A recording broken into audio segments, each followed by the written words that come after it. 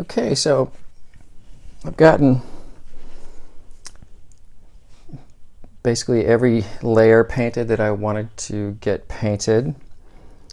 I'm still seeing a couple things, and I know that this probably could get a decent amount darker. And I'm just looking at the stepwise in how much it is getting darker, and I have decided that this layer is a little too close to this one. These are a little too close to each other. I want this one to be a little bit darker, starting to go down. And I could just try to do that layer if it seemed like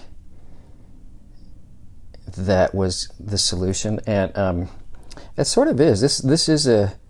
There's a pretty big jump between this one and this one, but I'm going to use it as an opportunity to layer on a whole nother layer from this third hill down, because that will also help sort of solve this back run part here, and I'll show you. I'll do that, and hopefully it will be successful as I flatten out these. This peacock blue sort of run out here. Interesting. Either way, it's not going to take a lot to make it a little bit darker. So yeah, let's see what happens here. So I'm going to come back in here and glaze on an additional layer.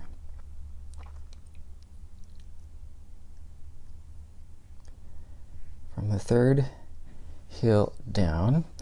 This is when it really pays to have a nice soft brush, and even with the softness of this brush, I'm sort of lifting up some paint on this layer, and I will figure out what to do about that eventually.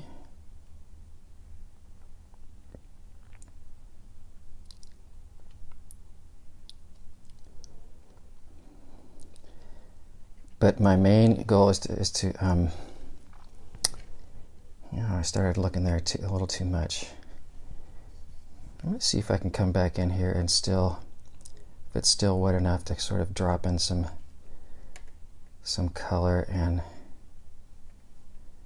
get it to blend.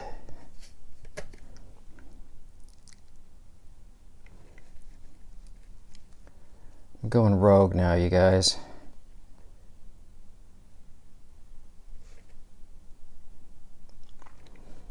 Yeah, kind of interesting. I'm kind of happy with this part up here, but I've completely shifted this part down here. I know I'm going to be able to do another darker layer on there, and that will be okay. But I sort of did a couple things that you do need to be careful when you're glazing, and depending on different aspects, you can certainly lift up some and start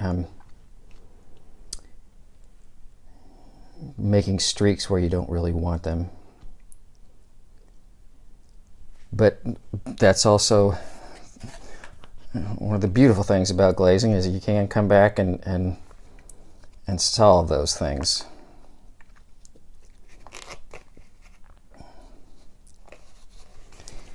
And I was also running out of paint, and that was not a good time to be running out of a mix as well too. So it's a good learning opportunity there. All sorts of things in that little that little interaction right there. So looking at the Grumbacher over on the right side here.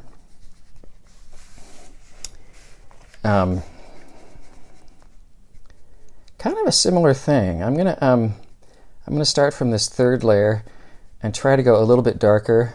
Let's see what happens with this layer as I glaze on. Let me see. This one is a little bit close to that, so I'm going to do a similar thing. I'm going to start here and just go all the way all the way down and try to have a bit of a softer touch.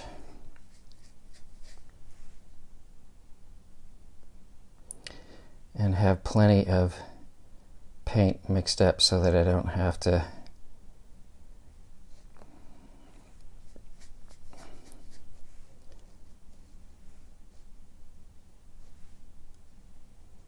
keep going back.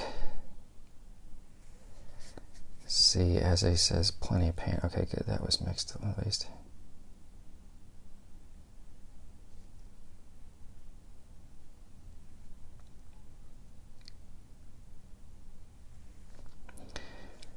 So that's good.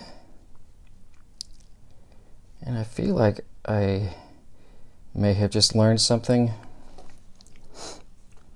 I'm not doing exactly what I did over here, but it does seem like that the peacock blue was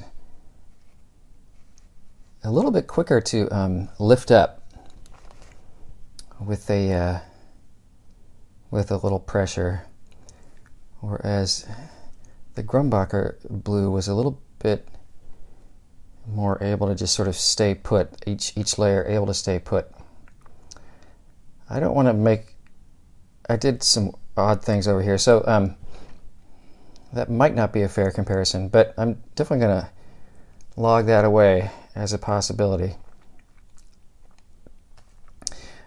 I will let these dry again, come back and make sure I have enough paint for each of the different examples, and finish up this little receding hills in this phthalo blue sort of color, green shade sort of color.